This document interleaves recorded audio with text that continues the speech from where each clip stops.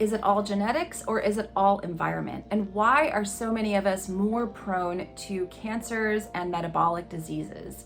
Let's talk about it in this episode.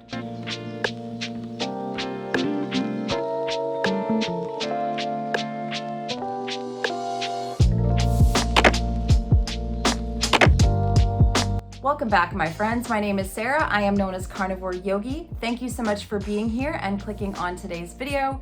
Today, I have an interview with Dr. Anthony J, who is a Ph.D. He has written several peer-reviewed research papers and has worked at the Mayo Clinic for many years, studying everything from cholesterol to Alzheimer's to infrared light and so many other topics like vitamin D that we talk about in this episode. So you'll definitely want to check out the timestamps in the information section if you want to see the vast array of topics that we covered in today's video. Now, he has written an amazing book called Estrogeneration, where he really talks about how genetics are important, but how our environment really loads the gun. And so in this episode, we really dive into a lot of those things of how we can actually change our DNA, epigenetics, how we can change the DNA that we hand down to our children, why some people are born with damaged DNA and what they can do about it. So I really do hope that you guys enjoyed this episode. I actually just took the plunge and scheduled an in-depth consultation with Dr. Anthony J today, just before I recorded this. So I will do an update with you guys down the road to let you know how that goes and what I find out from that consultation. I'll put all of his information in the show notes below so that you can follow him and check him out. He's a brilliant guy, and you can learn a lot from listening to his work and going on his YouTube channel. I do want to briefly thank the sponsors of today's video. I mentioned timestamps. That is something that I'm able to do now. I have someone that is helping me now that I do have some sponsors for the show. So the first one is going to be Upgraded Formulas. You guys know I'm a giant fan of their magnesium. Most of us are deficient in magnesium. It's really difficult to get it from our food supply, especially because our soil is so extremely depleted. So you can save on anything on the Upgraded Formulas website by using my code YOGI12, especially their magnesium. But you can also get their hair tissue mineral analysis with a consultation to see if you actually need magnesium. It's something that I do and I have my clients do every 60 to 90 days, depending on their symptoms. So use my code YOGI12 to save over at Upgraded Formulas. The second sponsor of today's video is going to be Optimal Carnivore. I am a huge fan of their grass-fed organ complex as well as their beef liver supplement. This is something that I use every day. I give it to my daughter every single day, especially during the winter. Having enough vitamin A, having enough of those nutrients only found in organ meats is absolutely essential to keep your immune system running robustly.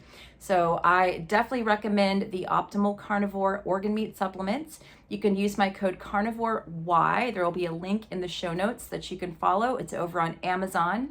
It's carnivore with a capital Y over on Amazon, to save 10% on the beef liver supplement as well as the organ meat complex supplement. Both of them are grass-fed and very sustainably sourced. So thank you to my two sponsors of today's episode. I really hope you guys enjoy it. Please leave me a comment below. We only had an hour to talk, so I am open to having Dr. J back on the show. If that is something you guys are interested in, again, just leave me a comment down below and I will try to work that out. All right, enjoy this episode. All right, guys, thank you so much for coming back and tuning in. I am really excited about today's guest. He's a doctor and an author of a really amazing book you guys are going to want to check out. So Dr. Anthony J, thank you so much for being here today. Yeah, thanks for having me. Yeah, it's I'm looking over so much of your work and just trying to figure out what the best topic to talk to people. As we were talking before I turned the camera on, I feel like people kind of get into low carb, keto, carnivore, and it's like they've just kind of taken a red pill, right? They're like, oh, wait a second. Everything I thought about food has been wrong. Everything I'm being told is wrong. And then I think a natural progression of that is starting to look at their environment, what they're putting on their skin and what they're, putting, what they're drinking out of, that type of thing. So that's kind of your area of expertise, right? Oh yeah. Yeah. Yeah. I mean, I did a Ph.D. at Boston University Med School on the topic of sex hormones and cholesterol. So I'm Yeah. very familiar with bullshit that's in the medical community regarding cholesterol and all that nonsense. Oh, eating meat's bad because it raises your cholesterol, things like that. And then of course, all these fake estrogen chemicals, which, you know, weren't really, you know, being talked about just a few years ago, and now it's blown up a lot more. There's a lot of awareness, and that's been the goal of my work writing my book, Estrogeneration. Raise awareness, because usually if you're just aware of these fake estrogen chemicals and how they disrupt your hormones, that's just the awareness allows you to pull them out of your life, remove them from your diet, your water, your lotion, your shampoo, your personal care products. You know what I mean? Yeah, exactly. People think I'm crazy because I just use beef tallow now for Oh lotion. yeah, it's good. I do too. It's amazing. It's like, why would I go back to using the thing with like 20 chemicals on it if I could just use beef tallow? It's so much better for you. Well, and I always tell people, I do DNA consulting, of course, Hmm.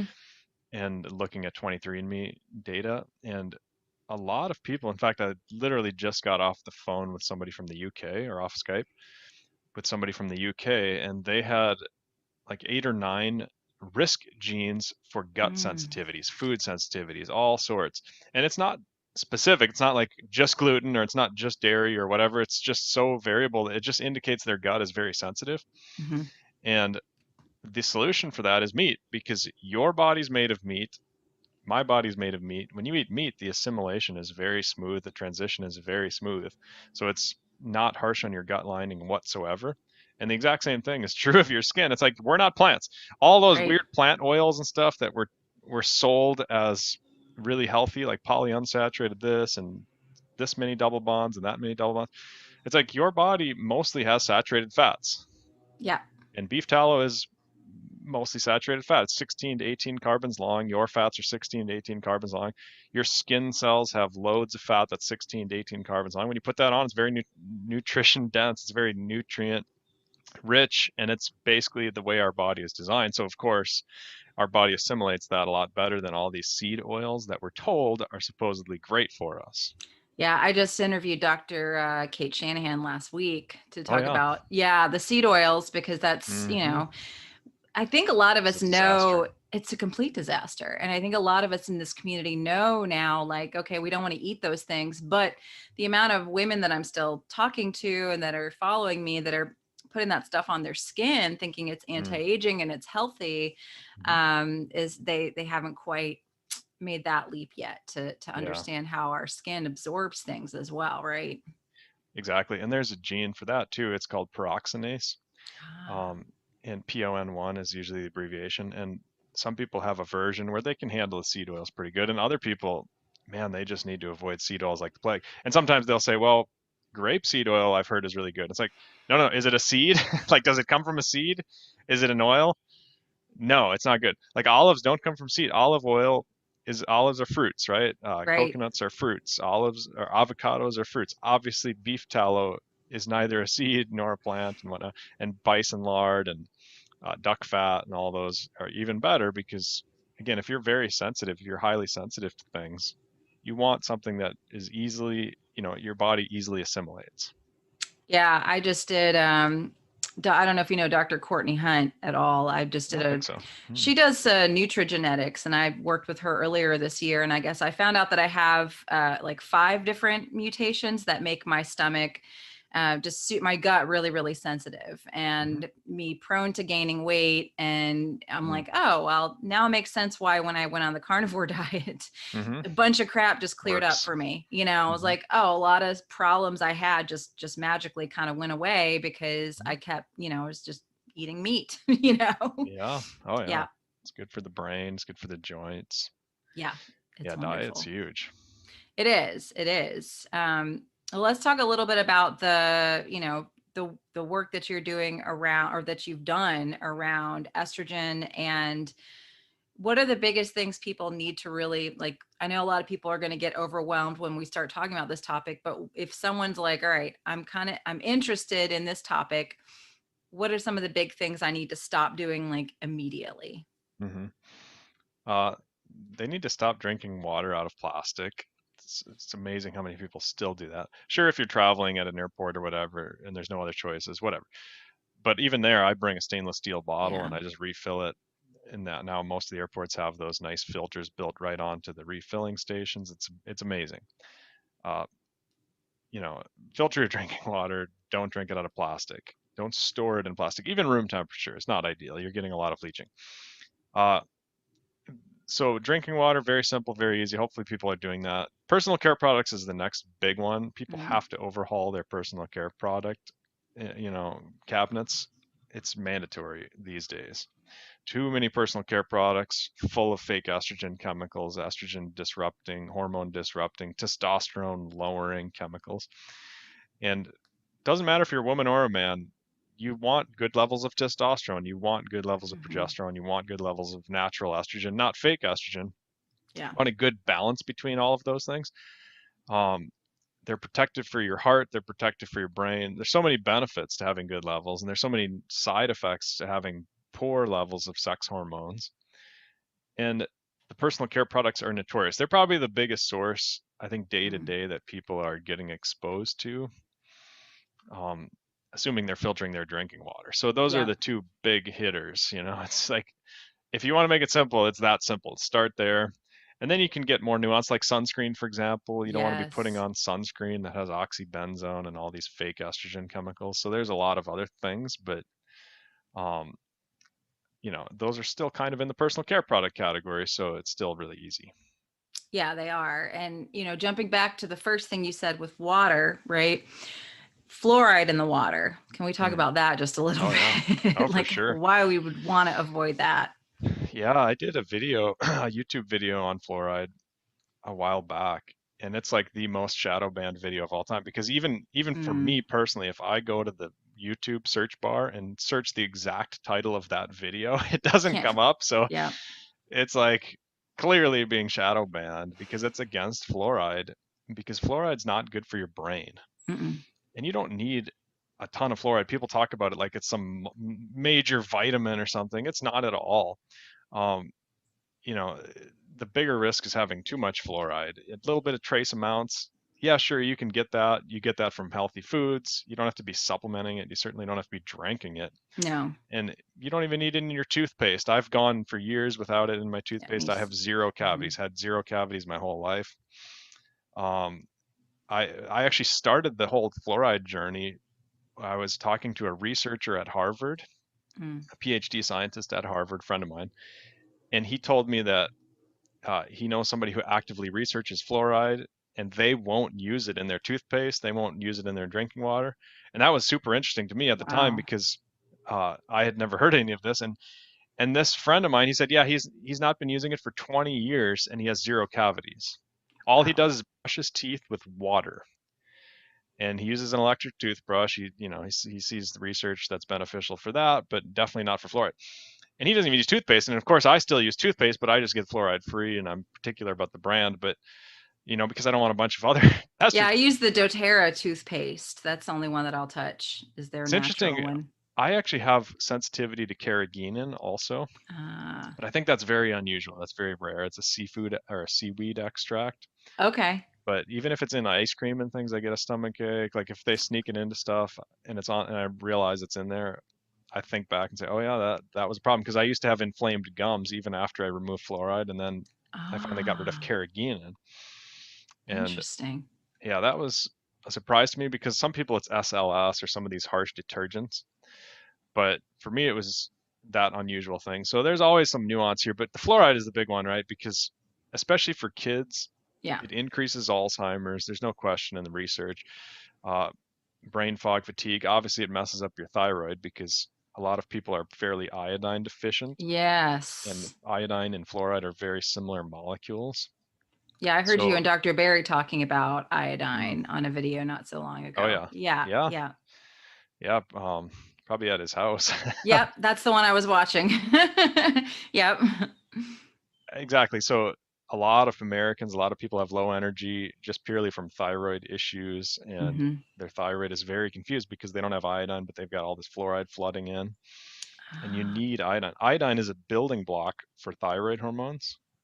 yes. So if you don't have iodine, you're going to have thyroid issues. You're basically setting yourself up for thyroid issues if you don't have the building block to make energy hormones. And then you throw fluoride in there and it causes even more problems with that. And again, I've gone into all kinds of nuance about the levels and the, how much you should have and how much is too much. And even swallowing, for example, just I don't remember all the details and it was in the YouTube video, but just one thing I do remember, swallowing 1,000th of your toothpaste is too much fluoride if Oh, you have wow. fluoride in your toothpaste. And that alone is like, okay, that's too much. Like, even if, like, Yeah. for kids, especially who swallow a lot more toothpaste, it's like, okay, Yeah. let's just ditch it. Let's get rid of it. Yeah. Oh, wow. That I didn't even know that. Yeah. I know the iodine thing is a huge problem for people. Do you think it's that we're not eating a lot of seafood now, or is it just the fluoride? Yeah, the fluoride kind of It's throwing it out of whack too. both. Oh, yeah, Yeah. both. Yeah. And so, yeah, certainly people should do more seafood. Most people probably should just supplement iodine because salt doesn't have that much. And I want people to Mm-mm. be optimized. I don't want people to just be kind of okay. And the way to be optimized is, to do things at a higher level than the average American. Vitamin D is a good example. There's so many examples, right? Like you don't want to be an average American. The average American is super unhealthy. Yeah.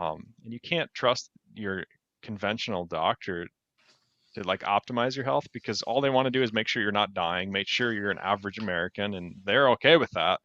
And Yeah. I'm not okay. I don't think anybody should be. Yeah, this summer I've been doing a lot to get my vitamin D up because, and I'd love to talk to you about that a little bit also. At the beginning of the summer, I tested in May and I was at a 30, 33, I Oh yeah, think. super low, average Yeah. American, but yeah. Yeah. And I was like, oh crap, I thought I was doing all right with this sunshine thing. And so my goal this summer was to do no supplementing, but Hmm, to just get it up naturally, see mhm, sunrise every day, mhm, get out there in the midday and use my D-Minder app because mhm, I'm pretty pale. mhm. But I was able to get it up over 100 naturally by Nice, yeah. nice. And I'm so, not and I shocked. used Yeah. it was awesome. And I felt Mhm, great. I lost like 30 pounds over the summer, mhm. which is crazy. Wow. Everyone's like, what did you do? I'm like, I went Son. outside. I didn't change my Works. diet. I just went outside a lot. Yeah. Um, but I use this company called Let's Get Checked. They'll send me a little kit and I can test my blood and send it off to them. But I guess Mhm. for liability purposes, they have to call you if something is out of range. So Uh, I had they said it was tested too high. I tested my vitamin D and I tested my cholesterol. My total Mm, cholesterol was like a 250, I think. perfect. I love it. And yeah, I was like, yes. And then my They freak vitamin out. D Hmm, tested hmm, up over 100. hmm. And they called me and they were like, this is, you really need to see a general practitioner immediately. This is really Right. dangerous. Of course. Both of these things. And So I was funny. like, no, I'm good. No, it's so predictable, isn't it? So Yeah. predictable and so frustrating. You know, the hunter gatherers, by the way, if you look at these hunter gathering tribes and their actual blood work, which I have done, um, everybody in the tribes is between 70 and 120 on their vitamin D. Um, and the average American's 30. Yeah. So, and by the way, if you get a 30, the doctor will say that you're fine. They'll say You're everything on fine. your It's blood test normal. was It's in yeah, range. Yeah. yeah. And so that alone should be a red flag, even without any other research about how bad vitamin D levels are if they're below 50, and how much more depression you see if they're below 50, and how much more brain fog and fatigue and muscle dysfunction and gut issues. So just looking at the research, you could make an argument to be above 50, but looking at the Right. hunter-gathering tribes, I would say 70 to 120. Um, and in terms of cholesterol, it's the same thing. Like the optimal range is actually between 180 and 280. And the Yeah. perfect number is 250, to be honest. Like 240 to 260 is absolutely perfect. But I mean, it's pretty close, anywhere between 180 and 280. So that's phenomenal. And again, it's ridiculous. It's like backwards in cholesterol in our modern system. This whole topic of cholesterol is so frustrating because people have been talking about it for like 10, 15 years, and the medical community just does not get it. Like They're they not cannot, budging.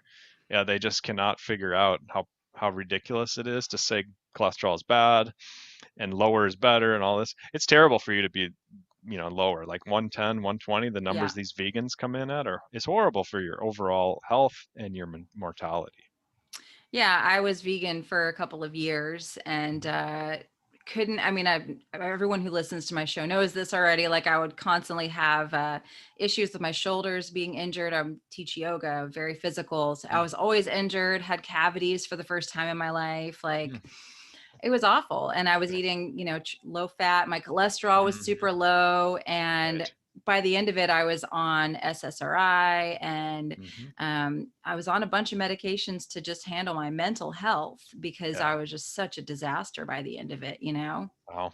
Yeah, I Yeah. hear it all the time. I mean, veganism isn't something that humans are well adapted to do generally, and a few people can pull it off, but it's not good for most people. That would be my general sense based on people looking at people's DNA every day. Yeah. And again, there's a few people that can pull it off, and more power to you if that's what you want to do and that's what you decide is amazing for your personal body. But man, the push to make everybody go vegan is absurd. That's very backwards as well because it's terrible for most people. Yeah. Um, and there's time and place for the vegan diet if you really need to pull a lever, like say your cholesterol's 500 or something and you're super obese. I mean, it's kind of a starvation diet, but Yeah. even there, it's not necessarily the best way to do that, but it can be used in certain ways. But there's better approaches, and certainly just for optimizing health, man, there's like animal-based diets are phenomenal, you Yeah. know. Yeah. And that's, we shouldn't just jump straight to the it's like a detox, I think. I think if someone was super morbidly obese, it's like you want to put them on a detox, but they could easily just, go carnivore Hmm. or keto and probably lose that weight and get their numbers down, I think. Yeah, it's so individual, but oftentimes the plateaus happen because people just need to stop eating. Yes. That's really what pushes people through plateaus. If you're 300 pounds and you drop down to 250 and you hit this plateau, like, oh, I'm down to almost no calories and I'm just not losing weight and this and that. Well, stop eating for 3 days. You'd be surprised how quick you punch through that plateau, and stop eating breakfast, like intermittent fast. Yeah. Um, that's the that's the next step up. It's not to go vegan necessarily, but again, people use it successfully in certain situations like that.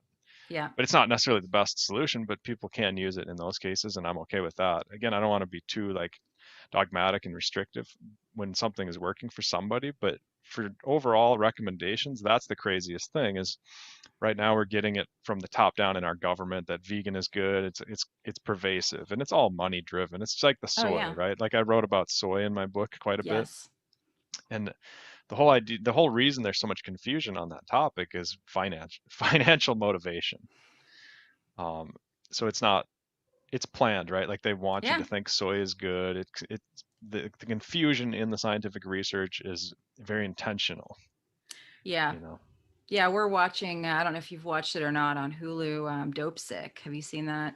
No. Oh my gosh, you got to watch it. It's all about the Okay. OxyContin and Ah. how Mm-hmm. it was backdoored and how they basically Mm-hmm. lied about how addictive it is. They said like Right. only 1% of people are addicted, and they based it on something that Mm-hmm. wasn't actually a study. It was a letter that a doctor had written. And it was in the New England Journal of Medicine, but the company that produced the drug was basically like, oh, it was a study.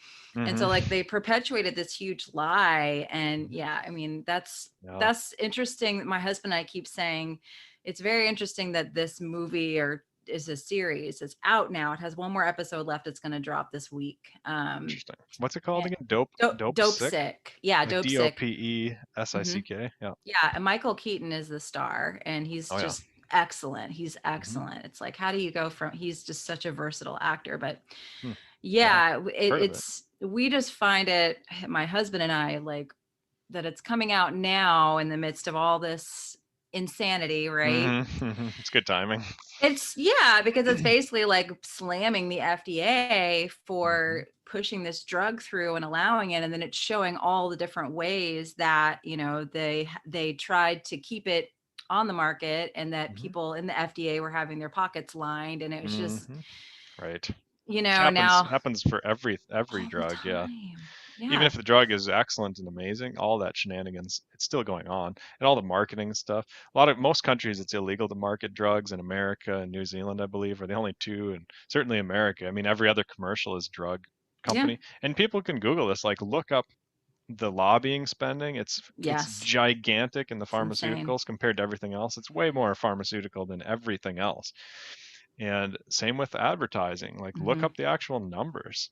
I obviously don't have them on the top of my head, but it's a disaster in terms of like the influence that money has in these areas. And it's not health oriented, it's money Right. driven. It's money And then it driven. turns into politics, and then all the censorship is the biggest problem right now, because if they can censor people from just talking about actual studies and talking about honest, true facts and this and that, if they can control the narrative, then basically people like us can't even talk, you know? So Right. then nobody can figure out what the honest facts are.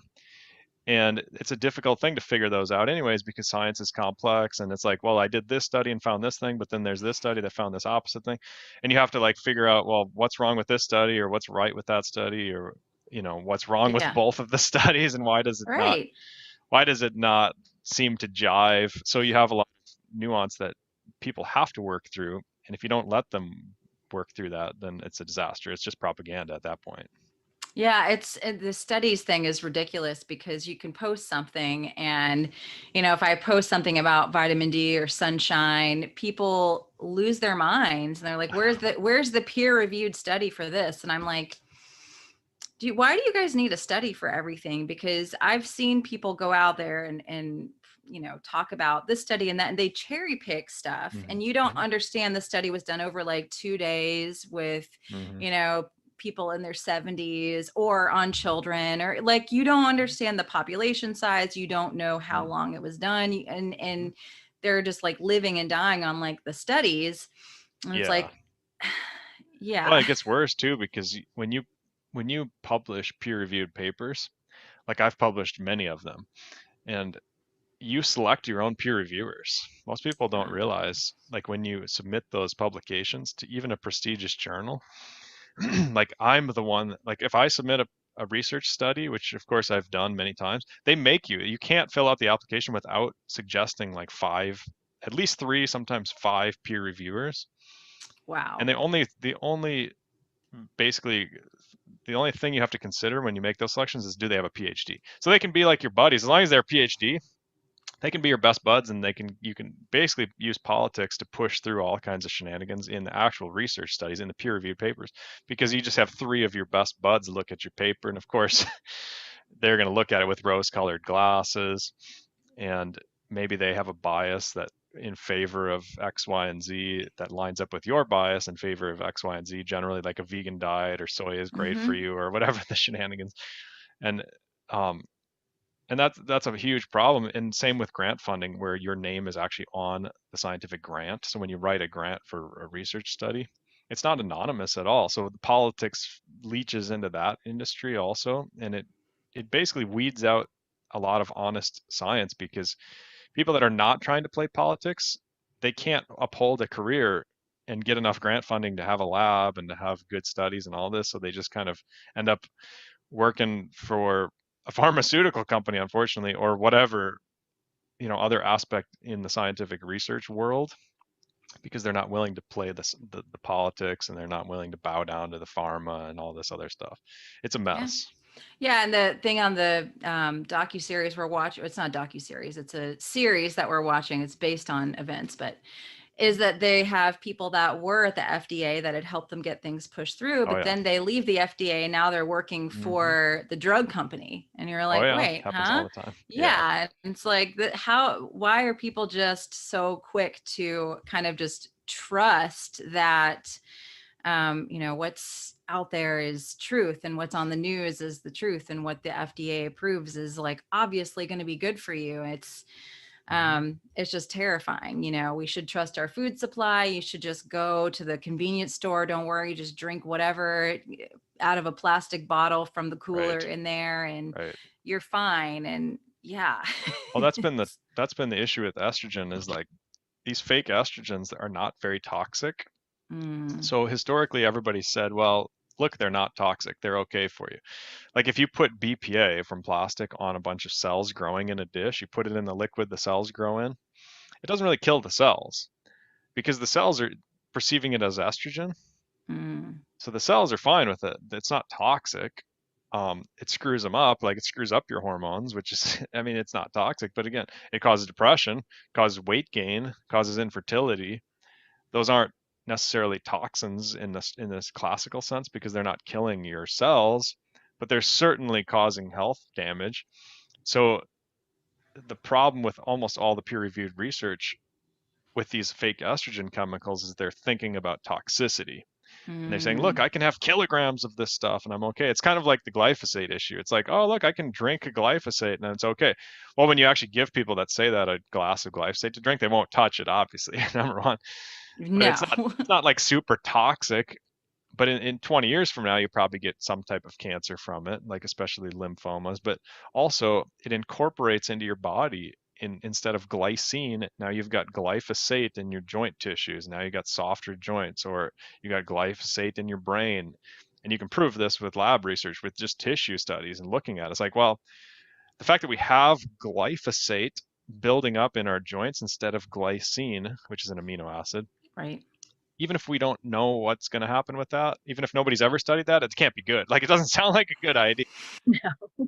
It's err on the side of assuming that's bad and try and figure out if it's bad or not, instead of just assuming that's fine because of some toxicity study telling us whether or not it kills cells at a certain level.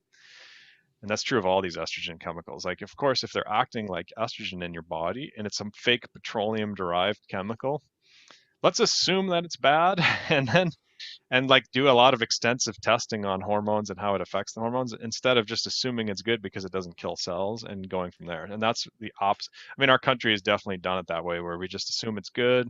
Oh shit, 20 years later we find out it's terrible. And then Right. even there it's a battle to fix it and get rid of it. Yeah, that's the thing is like, and my husband and I have this conversation all the time.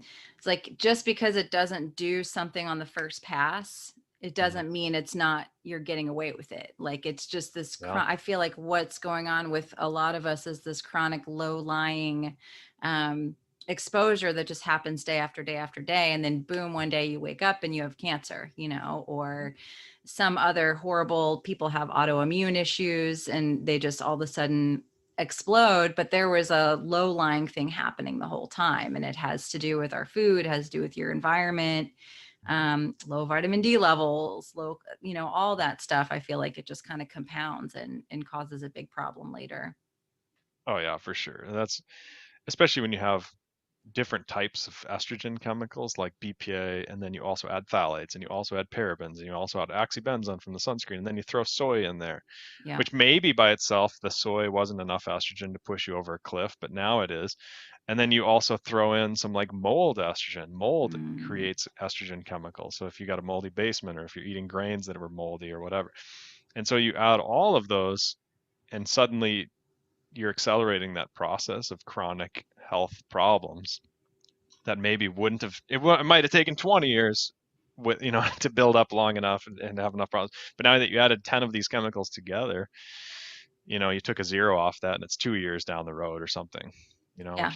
which is not good, especially for kids, and their hormones are more fragile. And you see a lot of these health issues in kids that you'd never want to see, like depression, right? Yeah. Like kids with higher levels of these estrogen chemicals in their urine have higher levels of depression, much higher. And it's crazy because they shouldn't be getting depression. They're kids. Right. They don't have more. They don't have house payments and car payments and stress from their silly boss demanding silly things or whatever the thing is.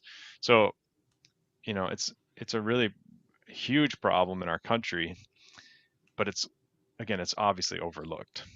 Yeah, and speaking of the kids, a lot of your work talks about how epigenetically we kind of hand down Hmm. these things. Can you Oh, explain that a little bit? yeah. Um, well, first of all, DNA, it's like a blueprint, right? Everybody's Mm, DNA, you know, is kind of like a blueprint for building a house or something. So if your DNA is flawed, like say you've got a bad blueprint for building a bathroom in your house, well, no mhm. matter how many bathrooms you build, it's always going to have a problem because the blueprint is a problem. So, and you can fix that with different supplements and different exercise protocols or whatever specific. Like say you've got genes for high blood sugar. Well, you can Mm. fix it. You just have to eat less carbs than most people. You know what I mean? Like Yeah. it's not like you're screwed because of your genetics. That's how a lot of doctors see it. A lot of Right. medical doctors will say, "Oh, it's just genetics. Oh, you have breast cancer? It's just genetics." Well, if you have a high risk of breast cancer, let's start by avoiding the fake estrogens Mm. because they're clearly linked to breast cancer. And by the way, breast cancer is up 250% since 1980, and that's not normal. Like these estrogen chemicals are causing a huge amount of that. But just going back to the epigenetics, so DNA blueprint doesn't change. Like for your whole life, your DNA is the same. So if you spit in a tube, do a 23andMe test, if you do that again 10 years later, it will be the exact same. Right. It doesn't change. Epigenetics, that's actual physical marks on top of your DNA. That's the definition of Mm. epigenetic. Epi means on top of, and genetics on top of your genetics, on top of your DNA. So the best analogy I have for this is musical notes, because if you know how to play piano or whatever, you've seen the black dots on a piece of paper, like you've got the lines and the black dots, those are musical. And if you have a simple song like Mary Had a Little Lamb, da, da, da, da, da, da, it's just black dots. Da, da, da, da, da, da, da. You got those dots. That's your DNA. Your Mm. DNA is the melody. It's very simple, doesn't change. You pass that to somebody else, it's the same. Now, you add chords on top of that. You add more notes on top of that melody. You still have the melody, you still have the DNA there, but now you've got more notes. Now it's more complicated. That's epigenetics. Epigenetics are the marks on top of the DNA. So they can change how the song sounds quite a bit. And the cool thing about epigenetics is you can change them pretty quickly in your life. Like you're not stuck with the same epigenetics for your whole life. You can change them in a couple weeks.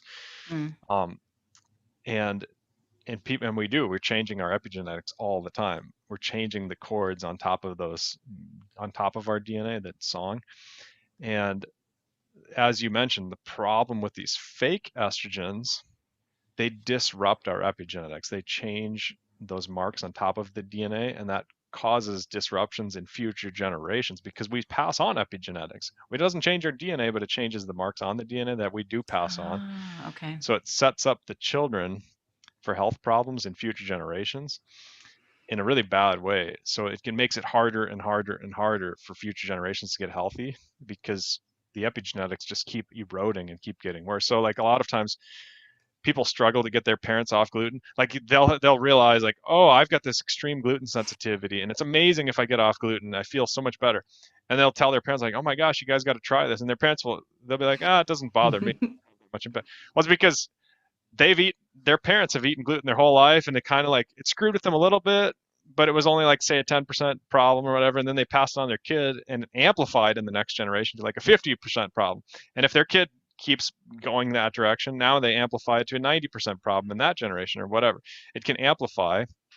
And so a lot of the younger generation is realizing that like, yeah, these things are real, like seed oils are bad, a lot of these grains are terrible for me, um, et cetera, et cetera, et cetera. Like there's so many things.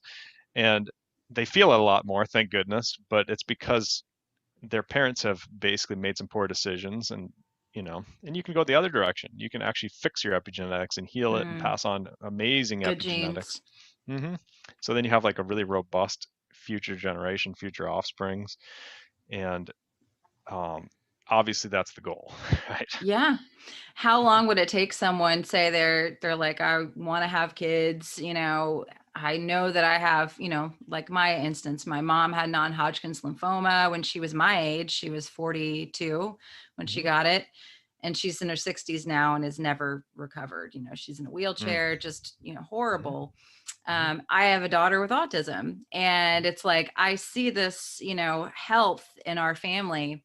So if someone was like, all right, I know I've got these things on both sides hmm and I want to have a future, generation of healthy people, would they need like a couple of years to hmm iron that out, you think, or a few months, or Yeah. what would that look like for somebody?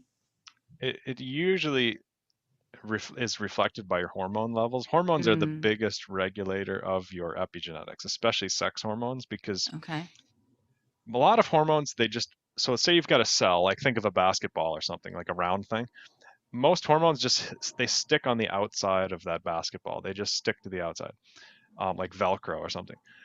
Uh, there's very few hormones that actually go into the cell, into the inside of the basketball. And when they do, of course, that's a different type of thing. It's more impactful, right?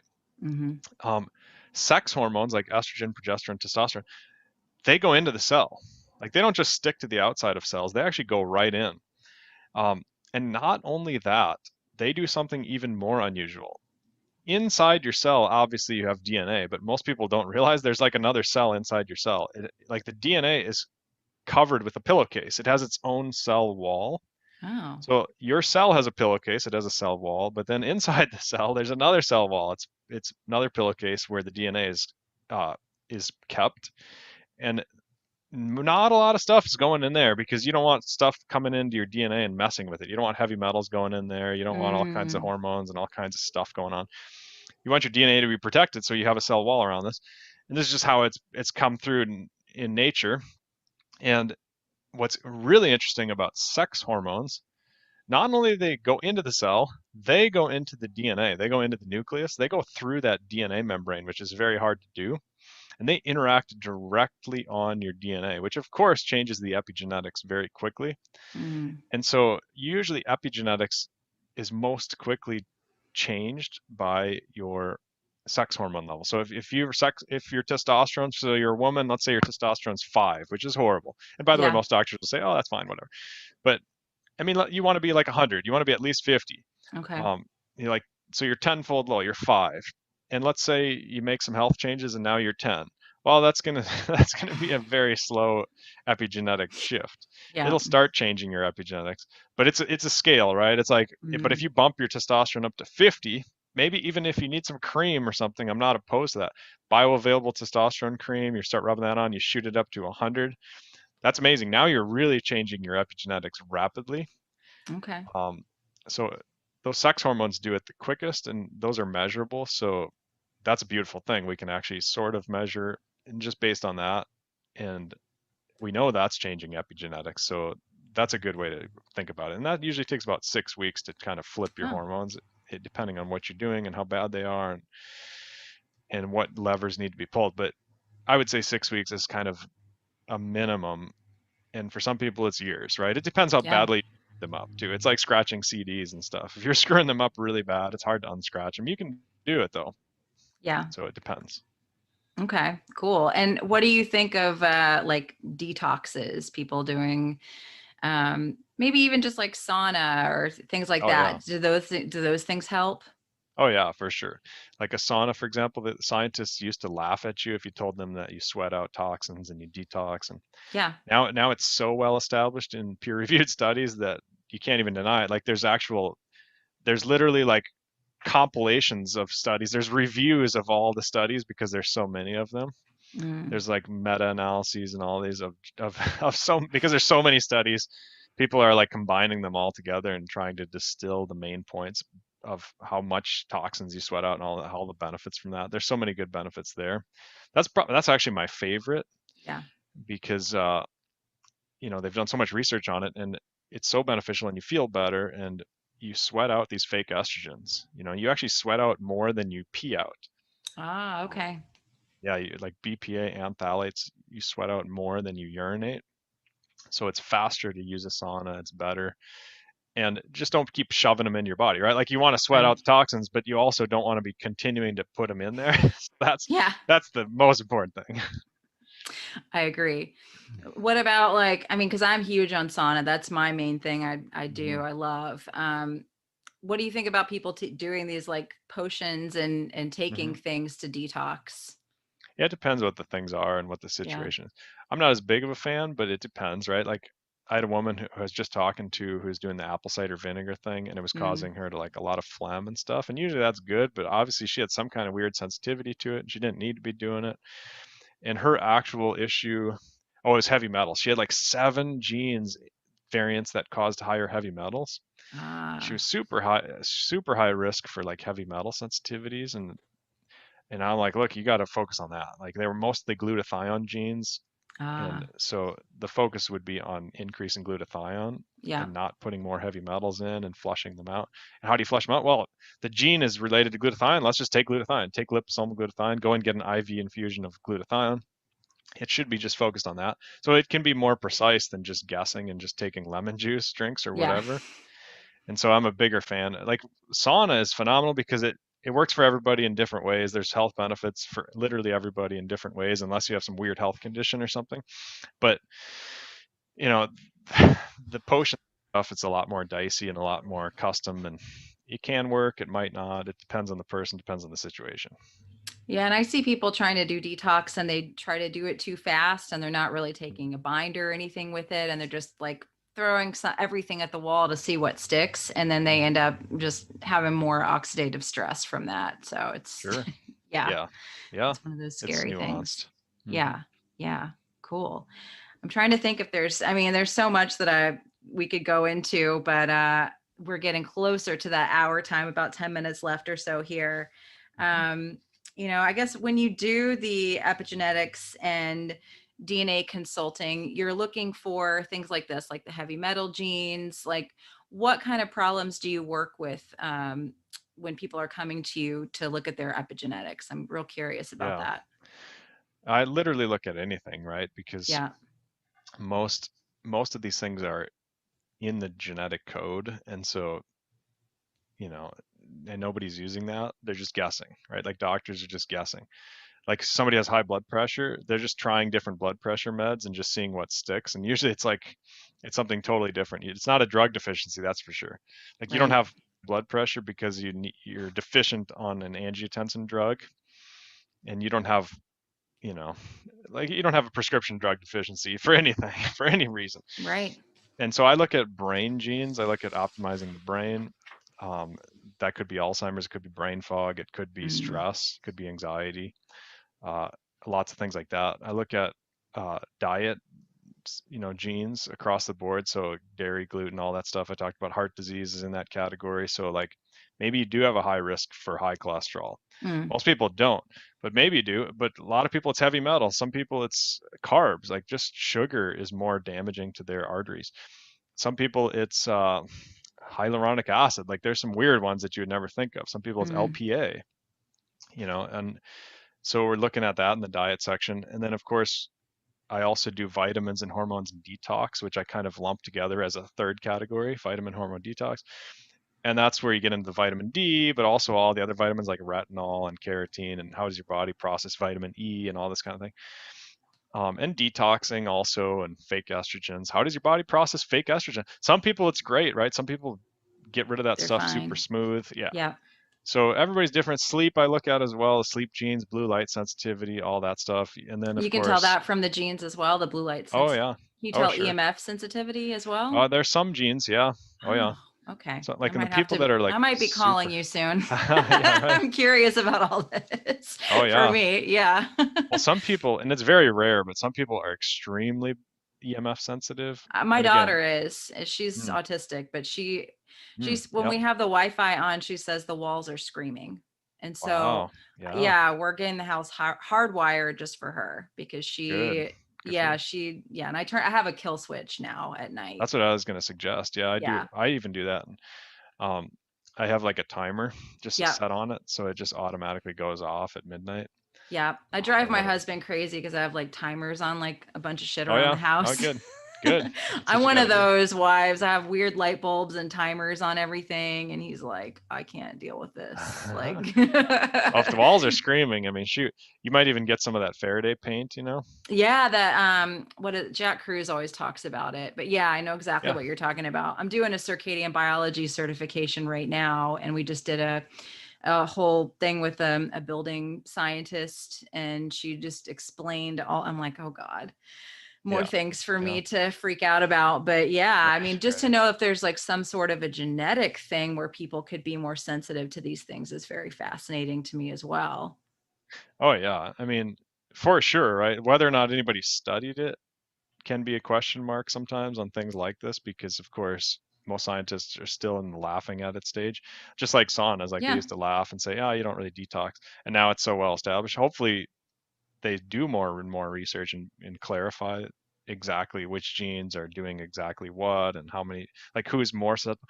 Because obviously everybody's somewhat susceptible to blue light. Like if you Yeah. shine blue light in your eyes right before you go to bed, it's not good for anybody. But No, then there's definitely people that are more sensitive to it, and the same is true for most things. So yeah, it's a lot, right? You it can't. is. The thing is, like some people have poor sleep because they have anxiety, and they have Mm-hmm. anxiety genes, and that's in the brain section. So I can't just say like, well, like a lot of people, they say, well, my problem is sleep, so let's just do the sleep section, and I don't do that because, and I'm not saying you would do that. I'm just saying like some Right. people they're they're just focused on one section, but in reality, it's so holistic that the sleep problems could be vitamin related, could be hormone related, it could be detox Wow. related, it could be actual sleep genes that are relating to sleep cycles, like your clock gene or your period circadian regulator genes or whatever, or your EMFs or your blue light, like you were saying, or even the brain genes and the anxiety and all that. So it's again, it's a lot, but my whole goal is to simplify it for people because what's the point if people don't understand it?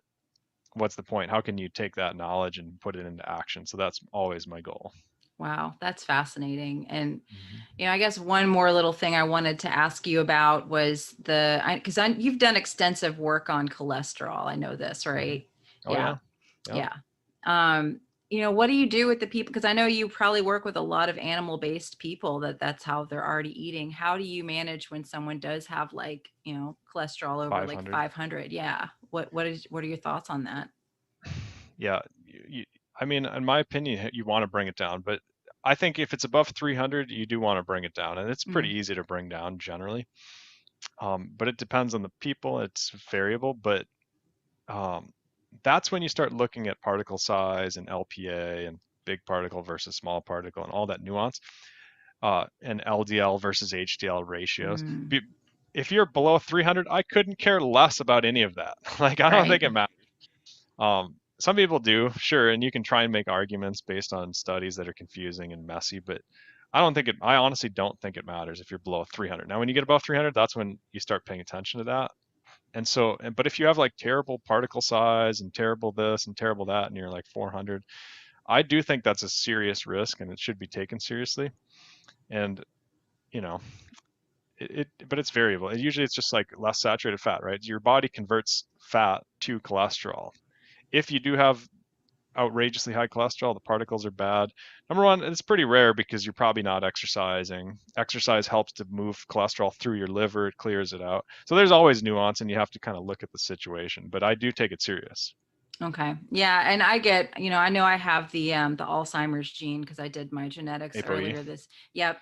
Hmm. But I'm not like I eat a ton of saturated fat. I'm not super freaked out. What are your thoughts on the saturated fat for those people who have that gene? Oh yeah, I have no problem. I think it's good for you. I think the idea that cholesterol is bad for your brain or somehow bad when you have the ApoE gene is complete nonsense. Okay. Um, that gene is mostly involved in shuttling and transporting DHA up into your brain, Mm. fish oil, because most of your brain is fish oil. Okay. So me having my spoonful of salmon roe 5 times a week is probably exactly what I need to be You're doing because correct. okay, cool. Yep, for sure. In fact, like I say, in fact, there was a researcher at Mayo Clinic. I went to a talk of his, and he studies Alzheimer's, and he does these really unique brain scans that look at how fluid your brain is, how rigid, Mm, how like whether it's softer or how firmer, like the fluidity. And he found that, of course, when with Alzheimer's, your brain shrinks, and you'd assume it would get kind of hard, right? You'd think it's right. like more rigid and just stiffer, and Calcifying. Yeah. yeah. And it's actually the opposite, which is really interesting. It actually gets more mushy and softer. Wow. And I was talking to him about this because um, I think that's related to cholesterol. Because if you put more cholesterol into a cell, it gets stiffer. And if you put less Mm. cholesterol in the cell, it gets looser, it gets more mushy. And Ah. if your brain has less cholesterol, which of course, that's what this data would indicate, the Mm-hmm. Alzheimer's brains have less cholesterol, so they're getting mushier. So I think it's actually beneficial. I mean, clearly it's beneficial for your brain. Your brain absolutely needs cholesterol. Tons of your brain is cholesterol. Most of your brain is cholesterol and DHA. If you Mm. get rid of all the water, that's the predominant ingredients in your brain. So it doesn't even make sense that like we would want to lower cholesterol. Um, Right. So Yeah. just from a purely like common sense approach, the only reason people are thinking that lowering cholesterol is good is because they just think lowering cholesterol is good. You know what I mean? It's like a dogma. Right. So they're like, oh, lower cholesterol is good, so therefore it must cure Alzheimer's, and it's just a silly like thing that they're coming. It's a bias they're coming into in the studies, and then they're just like bleeding that all over their studies, and they're getting their buddies to peer review. I don't, I think it's the opposite personally, Yeah. but it's a nightmare to go through all that research and try and prove that. So sometimes, I'm open-minded about it in that regard, but I think that's my overall impression. And by the way, I did 3 years of Alzheimer's research. So I have experience in this more than just like a random guy on Twitter. Right. I agree. Yeah. That's, one thing we didn't jump into in this talk. We might have to do another one in the future is just like you're extremely legit. And when I put up all of your, the intro and everything for this podcast, you guys are going to see he's done so much research and so much work around all these topics that we've talked about today. And so Yeah. a very Well, and that's credible source. that's the sad thing, right? Like I I've written a 350-page thesis on cholesterol at the Boston University Medical School, Exactly. and I go and talk to a cardiologist about cholesterol because mine's usually like 260. So they freak out. They think Right. I'm gonna die. And of course I've done artery scans. I have zero plaque in my arteries, but they still tell me I'm gonna die. And and so I've done all this research on cholesterol, and I can't even argue with the damn doctors on this that have MDs because they have an MD, so they think that their 1 week of classes at med school somehow like gives them carte blanche on the topic. Yep. And they're going to tell me that I'm dying of heart disease at a young age with zero plaque in my arteries only because my cholesterol is 250, which by the way I think is optimal. And I've sent them the Yeah. studies. I'll sit down and show them the studies, and they still think that they're correct for some weird reason. And so if I can't argue with them, I feel like almost virtually nobody can. And I mean, it obviously depends on the doctor, right? There's some amazing doctors out there that are figuring this out finally, but just a caveat, right? Because people get really frustrated. I'm with you guys on that. I'm with anybody who's frustrated with the modern medical system. I'm 100% with you. I used to Yes. be all about it.